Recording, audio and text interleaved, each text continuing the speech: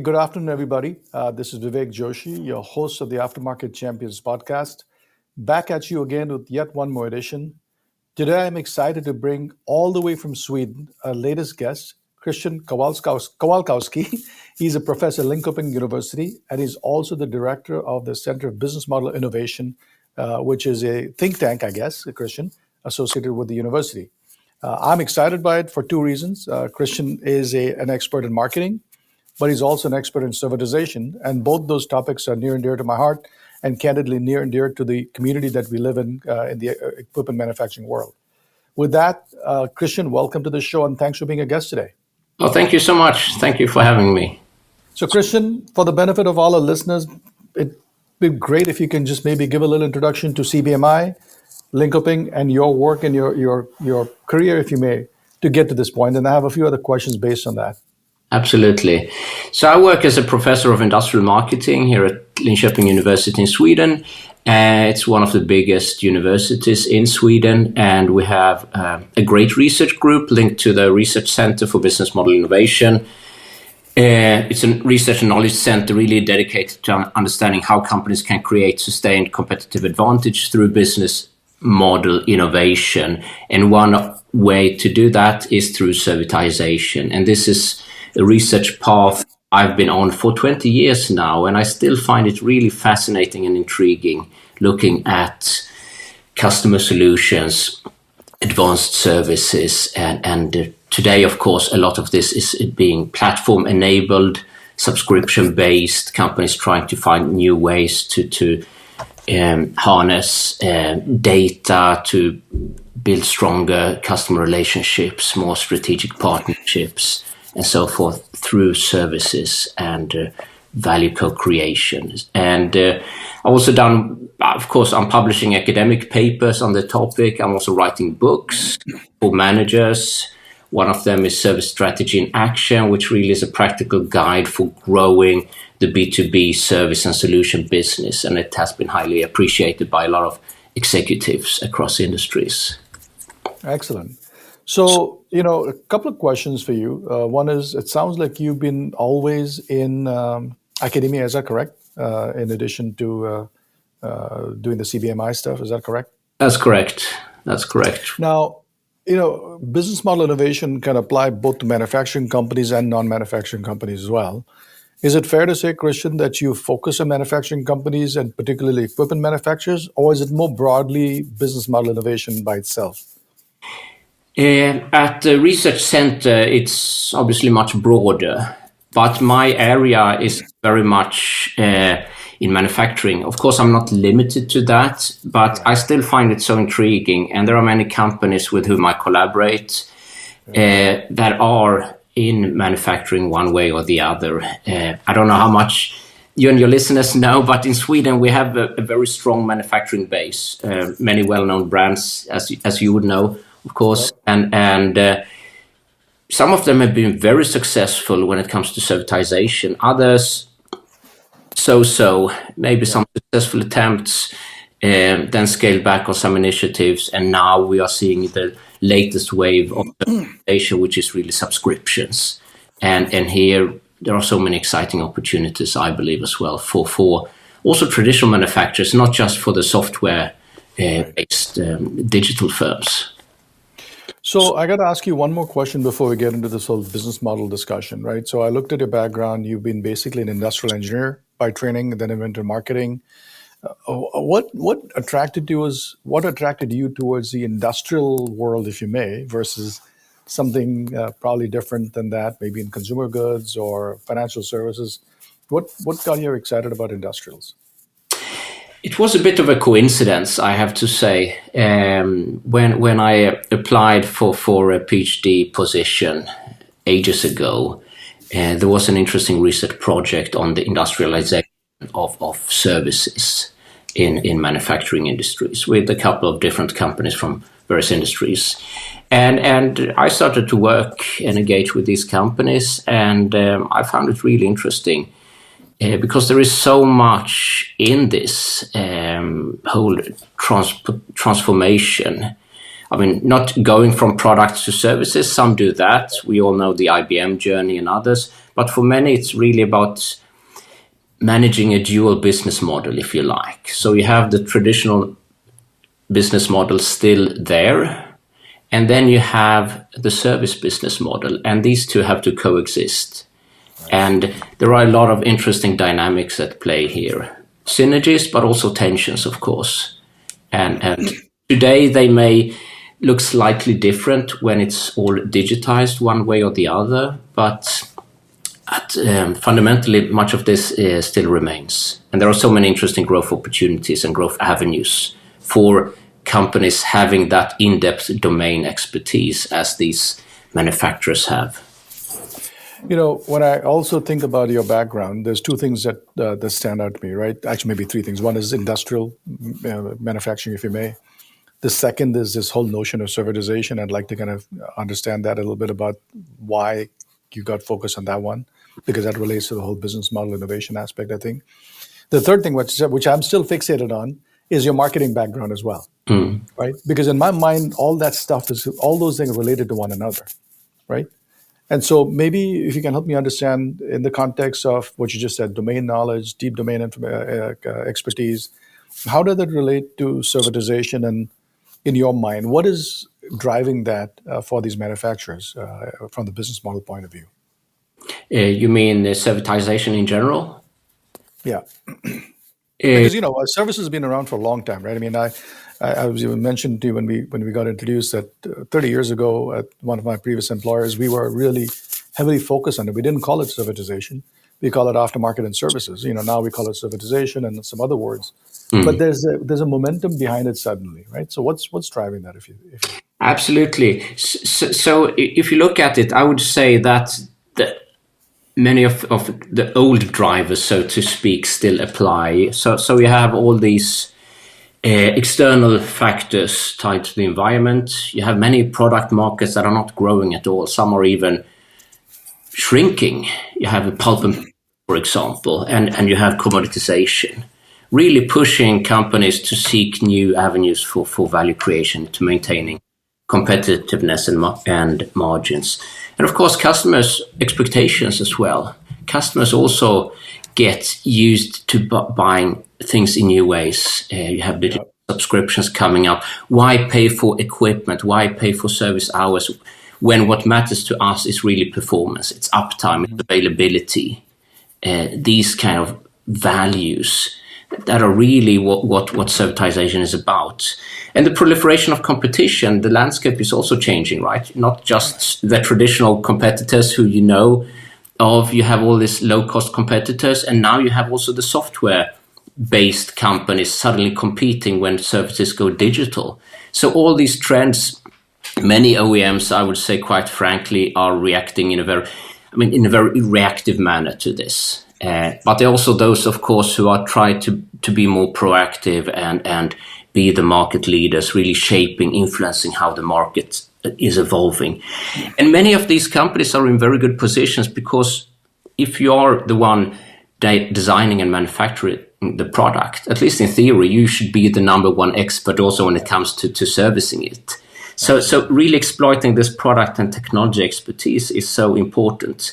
And servitization can open up a lot of new market opportunities, new business models, right? You sell value in new ways, you sell the outcomes, the availability, etc. Yeah. And then, of course, importantly, also to capture the customer relationship value. That is so important. That's a great asset that you have if you're doing the service. So when I listen to those points you mentioned, which is there's some growth challenges that these companies have, right, in terms of opportunity to grow the existing equipment base.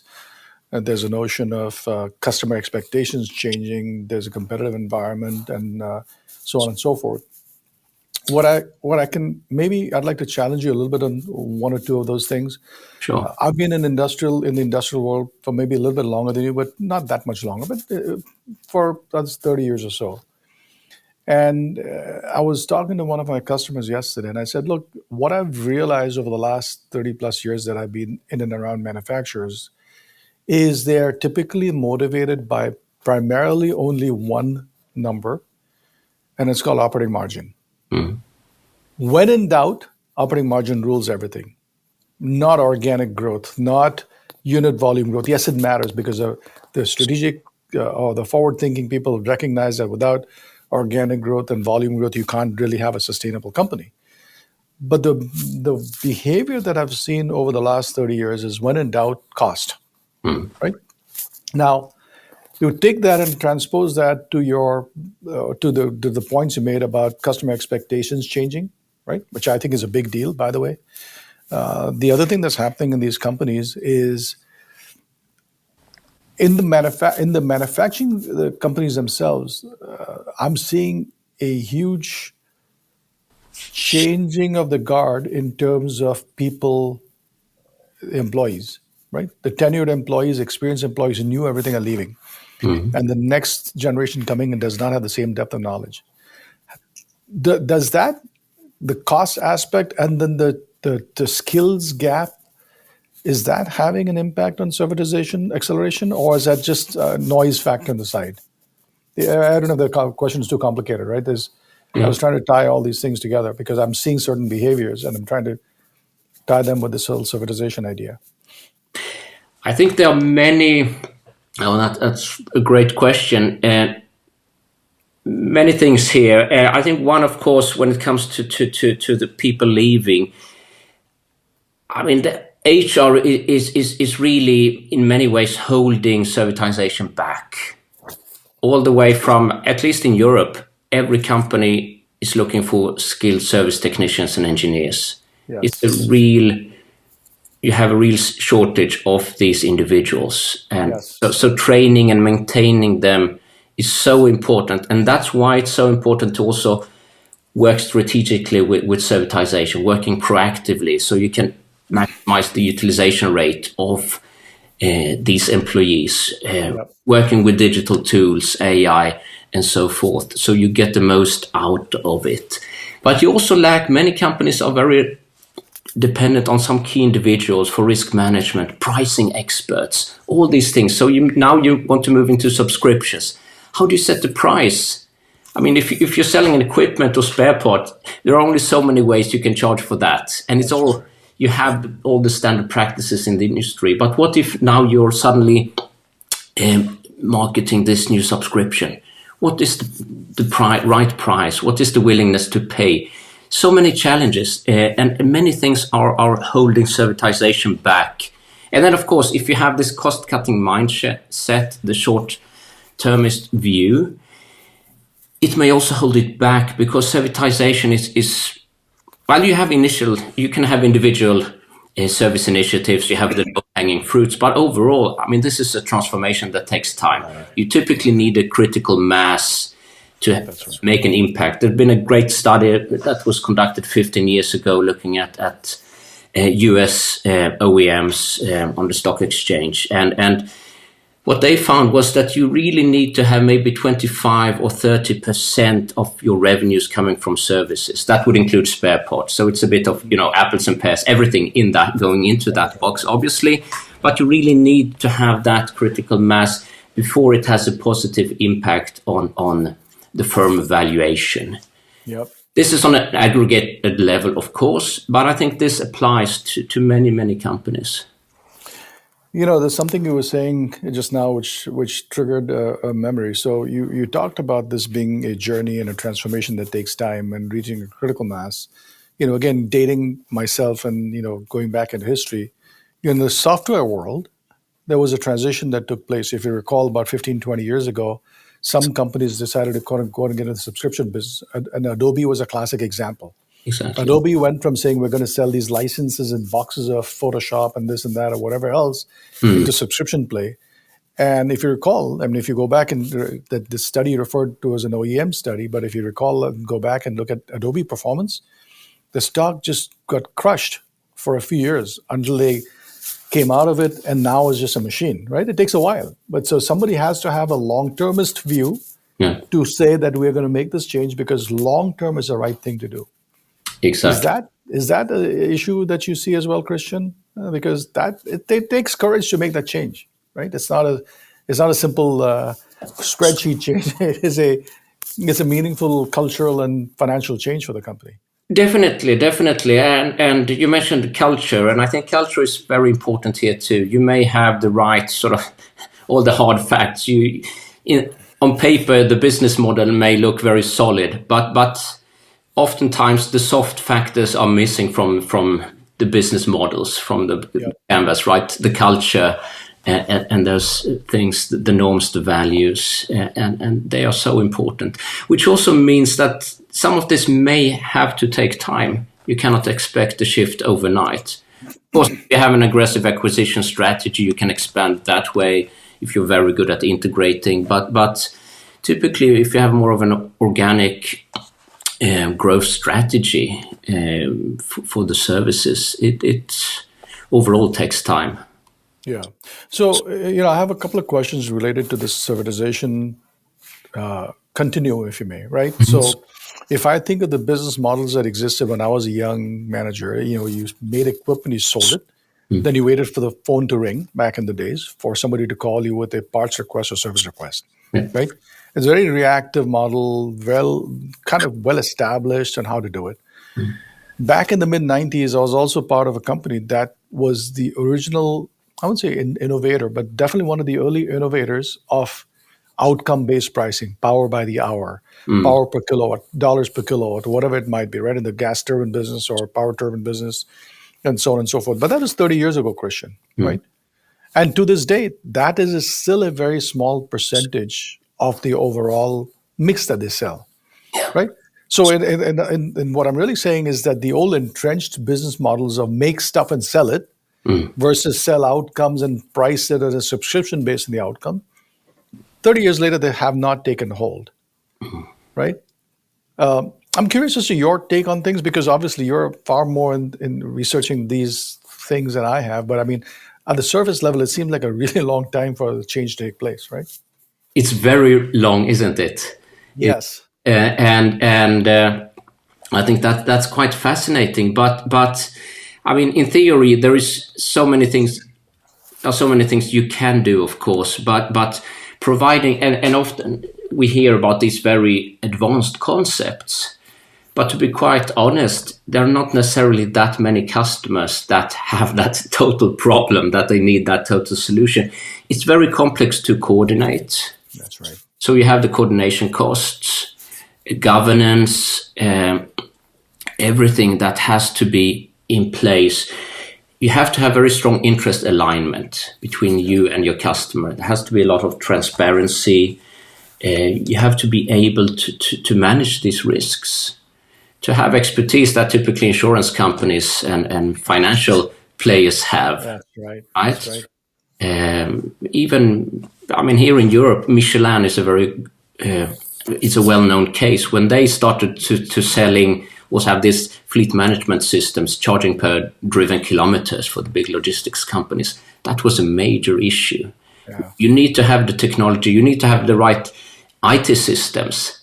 And this is so funny. You may think, I mean, this is a no-brainer for most companies, but I recently spoke to a couple of world-leading manufacturers moving to subscriptions. And I'm not talking about doing the Adobe journey, the full-scale transformation. This is about not even like Caterpillar having over 1 million connected assets. This is much less than that. But still, just as monthly invoices, that created so much problems for them because they are set up as a manufacturing company. They are not like a phone operator or a service company where you have this built in from the start. So they had to do all this manual work just to get the basic subscription services going. And this is so fascinating. There's so many things you may underestimate that come as a surprise to you. You know, you mentioned something about this not being a wholesale change, but maybe incremental change in certain businesses. Mm-hmm. You also mentioned something that I think is really important, which is alignment of customers' expectations, needs, and trust and transparency on both sides. Are there certain end markets that are more receptive to a subscription model from the OEM provider versus others, right? So I look at this, what you said is important because you can't make this as a generic product for everybody. Not everybody can or wants to accept that as a product. But there's certain end markets, certain end customers who say, no, this is what I want because, to your point, it matches my cost structure to my revenue structure, right? Or whatever, because they're trying to match to something else, or it makes it easy for me to just manage it. I don't want to deal with this stuff. You guys deal with it, right? So there's different variations of that alignment. But I wonder if there's certain end markets which are more receptive to this kind of business model compared to others. I think there are certain sort of favorable conditions, both on the company side, on the offering side, and the industry side overall. So if we take material handling, for example, warehouse management, you see a lot, and I mean, you've had services and solutions around for decades, where customers paid a fixed monthly fee for all material handling equipment and activities. Well, they may have to, have the driver, but that's about it. And then you pay a fixed monthly fee for all of that. It's not the core activity of yours. It's a necessary evil. You need to have the warehouse. You want to have the efficient handling. And if you have specialized providers, whether these are the manufacturers or third parties, systems integrators doing this for you, it's quite convenient and it's quite easy to have a compelling business case. And it's a controlled environment. It's the warehouse. So if you do a certain measure, an activity in there that has a result, you can control it. In other industries, in the mining industry, perhaps you have many more process steps. It's much more complex. Also, what other actors do influence the outcome of the process. So this is just one example, but that's an industry where I know in Sweden, for example, you have manufacturers. A majority of the trucks they are producing, or in the UK, they actually never sold. They go to these long-term rental plans that big customers prefer to sign rather than own the trucks and have to deal with all of these things. So the transition's happening, and I guess one aspect of the transition happening is being able to understand the needs and market to them. So I'm trying to now get your other aspect of your background on marketing, right? So if you think of servitization, you think of this move to subscription as a big business model change. There's a marketing element to it too, right? When I say marketing is, understanding, who is the ideal customer profile, why does he or she want to buy this? How do you best position this? And so on and so forth. So how does marketing of these new business models take place? Or is it a challenge for most of these companies for much of what you just said? It's certainly a challenge. I mean, it's both an opportunity and a challenge, but the challenge lies in for example, the fact that you need to have a different conversation, and typically with other stakeholders in the customer organization. So if you're selling tires to a logistics company, you don't talk to the CFO. But if you want to sell a fleet solution, a comprehensive one, where you take care of all the tire-related service activities, then suddenly you need to talk to other people in the customer organization. And that's not an easy change necessarily. And also, if you have ongoing subscriptions, ongoing activities, you have this ongoing engagement 24/7, which of course enables you to provide a more tailored customer experience with broader and deeper relationships. But it also means that customer expectations are increasing, and that's rightly so. So you're seeing also in the manufacturing industry, customers adding new marketing functions like customer success management, which has been around in the software industry. Right. Because you see companies saying, we have these key account managers, and they're great, right? They know how to sell the products, the systems. They can wine and dine with the customer. They know the nuts and the bolts, but they don't know the zeros and the ones. That's right. So we have a new generation of people coming with a new mindset, and they can be the customer success managers. And it's not necessarily then only about selling this subscription or the service package, but it's really helping the clients in their digital transformation as well. And sometimes these growth opportunities, they may not be in countries like Sweden or the US. It can be in other markets. In South America, you have cash-constrained customers. They don't have the CapEx budget. So a subscription for them, or some kind of OPEX arrangement with the recurring revenue, that can be very attractive. And they are not that sophisticated in digital maturity. So having this supplier coming in and helping them, that's a great opportunity. So that's another thing I've seen in many global companies, that some of these great servitization opportunities, they might not be where we expect them to be among the lead users. They may have other service needs, but some of these low-hanging fruits may actually be quite far away. And I think what you just described with the Brazil example or other country example is actually classic disruptive kind of application of these ideas, right? You disrupt existing markets where you match the cost to serve with the cost to, to whatever it might be. And I think that's a fascinating thing. And I think the CapEx to OpEx transition is a big deal too, right? If you think about the ride sharing economy, if you think of the Airbnb economy, if you think about some of these things, you're basically turning CapEx into OpEx, right? My family and I went and stayed for a week on vacation last week, and in a nice place, which probably would have been a huge capex investment on my part of the old days, but instead it's a 1 week opex for us, right? And it's just different. It wasn't a subscription, but it's the ability to turn that is a big deal. As you think about this transition, there's also something you mentioned, which is actually important, which I think people underappreciate. You mentioned along the way that some of the skills needed for this subscription economy mindset also exist in financial service and insurance companies. Help our listeners understand that, because I think I knew exactly what you're saying, but maybe you can elaborate on that one a little bit. So what I was mainly thinking about was in this case, risk management. Companies may be really good at selling these complex solutions and systems, highly tailored, but now you have to also think of the risk of suddenly promising outcomes or deliverables one way or the other. So you're taking on much more of the operational risk, and you also want to be able to scale. That's one of the main ideas with the subscriptions, that you don't want to have to reinvent the wheel to do unplanned customization over and over again. You want to be able to scale and automate as much as possible, which also, of course, then helps the customer because it makes them more efficient and they don't have to interact with you in this sort of reactive firefighting manner.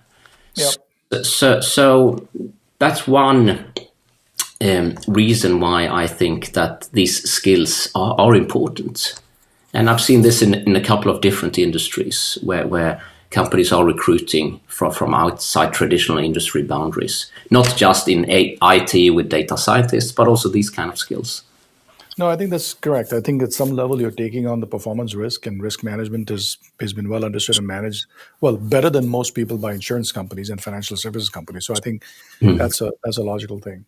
Now, there's one last question for you as we wrap up this discussion here, Christian, is, again, go back to the servitization continuum, right?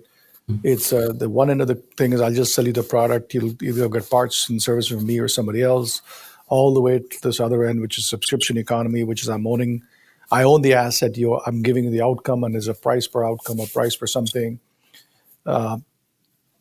Where are you seeing the bulk of the innovation take place within this continuum? Because it's probably centered. Is there a critical mass around a certain type of business model innovation you're seeing? Because clearly subscription is one extreme, just selling an asset or selling a machine is one extreme. Where are you seeing that business model innovation take place mostly? Right now, there's so much buzz around subscriptions and these various recurring revenue models.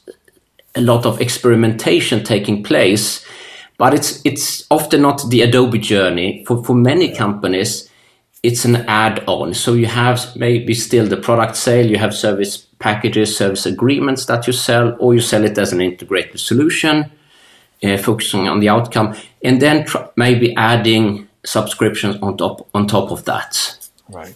So there's not one or the other. It's all of the above. Yeah, and subscriptions in business to business can be so many different things. As consumers, we tend to think about Netflix and or Apple Music, Spotify, but in B2B, it's so fascinating, and you have the integration of the digital and the physical, and yeah, it's really intriguing. You know, robots as a service, cyber secure vessels, medical imaging systems, surveillance as a service, and so forth. Yeah, it's a lot of things to do out there. So, Christian, as if our listeners want to learn more about you and your research and activities, how do they get a hold of you? They can connect with me on LinkedIn.